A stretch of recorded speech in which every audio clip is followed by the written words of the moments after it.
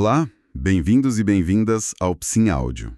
Hoje a gente vai mergulhar em um tema que é, assim, central para a prática neuropsicológica: a reabilitação das funções executivas. Exato.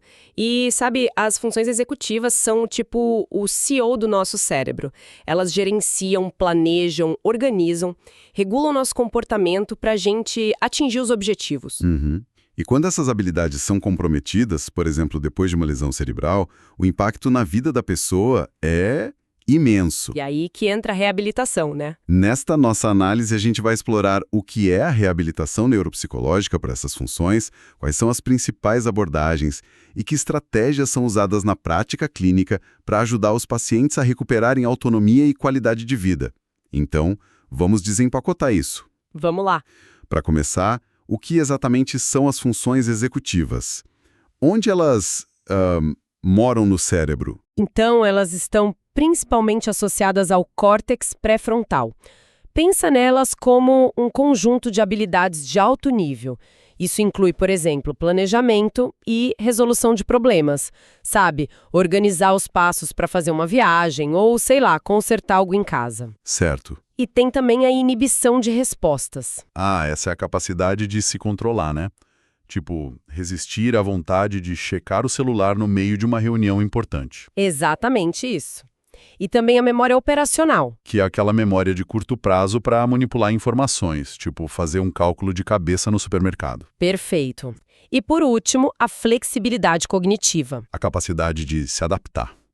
Mudar o trajeto quando pega um engarrafamento, por exemplo. Isso, é se adaptar a mudanças a imprevistos. E o que pode causar problemas nessas funções todas. Olha, as causas mais comuns são as lesões encefálicas adquiridas, traumatismos crânioencefálicos, os TCS, acidentes vasculares cerebrais, os AVCs, tumores.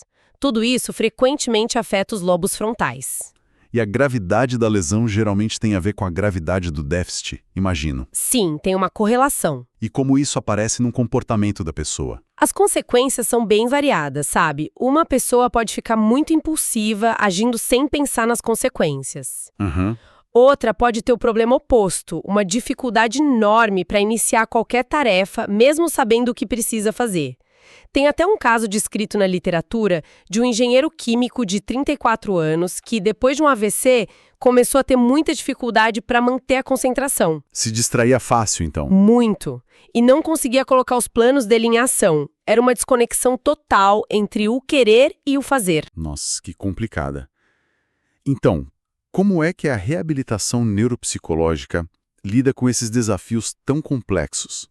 Bom, a visão sobre a reabilitação evoluiu muito. Hoje, um dos modelos mais influentes é o que a gente chama de abordagem holística. Holística. O que isso quer dizer na prática? Quer dizer que a gente parte do princípio de que cognição e emoção são inseparáveis.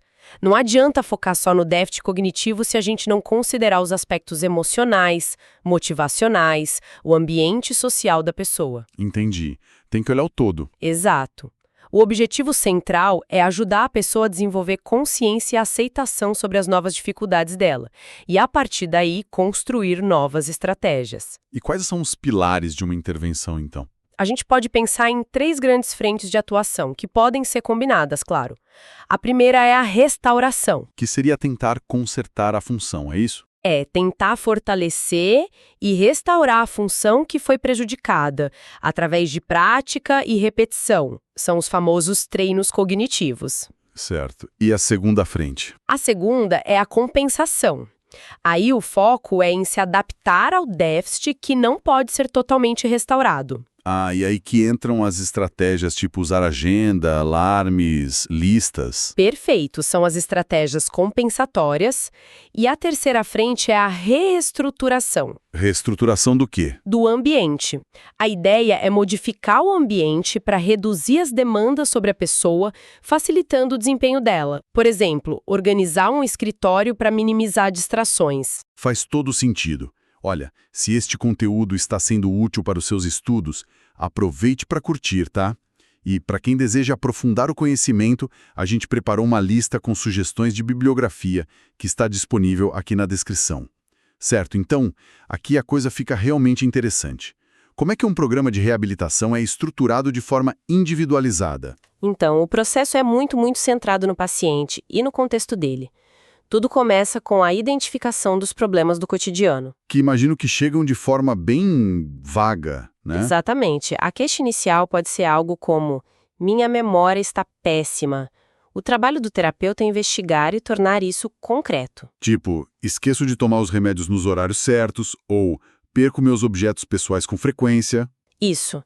A partir daí, a gente define os objetivos. E o paciente participa dessa definição, certo? Mente. E uma boa meta é específica e mensurável. Em vez de quero ser mais organizado, a meta vira: vou usar a agenda do celular para registrar todos os meus compromissos e vou checá-la toda manhã por 2 semanas. Bem prático. Sim.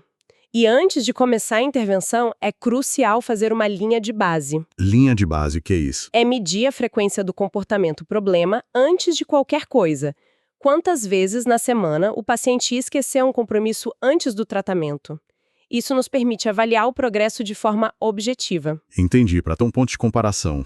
E aí se elaboram as estratégias. Sim, o plano de tratamento deve ser claro e detalhado, descrevendo quais técnicas serão usadas, com que frequência, e elementos como a psicoeducação, que é explicar para o paciente e para a família sobre a lesão e as consequências, e um bom vínculo terapêutico são fundamentais para o sucesso. Poderia nos dar exemplos de técnicas específicas que são utilizadas? Com certeza. Uma das mais importantes é o uso de estratégias compensatórias externas. As ferramentas que a gente falou antes, né? Agendas, aplicativos. Exato. Os estudos mostram que, para melhorar o desempenho funcional no dia a dia, o uso desses auxílios de memória, como agendas, calendários, aplicativos de lembrete, caixas organizadoras de comprimidos, muitas vezes é mais eficaz do que só o treino cognitivo. Interessante. E além das ferramentas externas? A gente também trabalha com o treinamento de estratégias internas, Que seria usar o próprio pensamento, imagino? mentalmente. Perguntas como: ok, qual é o primeiro passo? O que eu preciso fazer agora? Outra técnica é dividir tarefas complexas em etapas menores e mais gerenciáveis. E a motivação? Como ela entra nesse processo todo? A pessoa deve ficar bem frustrada, né? A motivação é a chave de tudo. O sucesso na reabilitação já é, por si só, um grande motivador. Ver que está conseguindo fazer as coisas. Exato. Mas, no início, a gente usa reforçadores, como elogios ou a realização de uma atividade prazerosa, sempre que o paciente consegue aplicar uma nova estratégia com sucesso. Ah, para dar um incentivo. Isso ajuda a aumentar a frequência dos comportamentos que a gente quer estabelecer. E claro, não adianta aprender a usar uma estratégia só dentro do consultório, né? Perfeito! A generalização é uma etapa crucial do planejamento. Generalização? A gente precisa criar pontes para que as habilidades treinadas no ambiente terapêutico sejam transferidas e utilizadas de forma autônoma na vida real do paciente. Em casa, no trabalho. Em casa, no trabalho, nas interações sociais, em todo lugar. Então, para resumir nossa análise de hoje, a reabilitação das funções executivas é um processo altamente personalizado, que vai muito além de simples exercícios. Ela é holística porque integra cognição e emoção. E é funcional, pois foca em metas concretas e significativas para o dia a dia. Exato. O grande objetivo é promover a independência e a autonomia. É ajudar a pessoa a reconstruir sua identidade e seu papel no mundo depois de uma lesão cerebral. É um trabalho de colaboração que utiliza tanto a tentativa de restaurar funções quanto o ensino de estratégias inteligentes para compensar as dificuldades. E fica aqui uma reflexão para quem nos ouve, conectando com a nossa própria realidade. A literatura aponta que fatores como estresse crônico, tristeza e solidão também podem impactar negativamente o funcionamento do córtex pré-frontal. Sim, mesmo sem uma lesão. Fica a pergunta, então, de que forma o nosso bem-estar emocional e o ambiente em que a gente vive afetam as nossas próprias funções executivas no dia a dia? Gostou desta análise aprofundada? Siga o Psim Áudio na sua plataforma de áudio preferida para não perder os próximos conteúdos.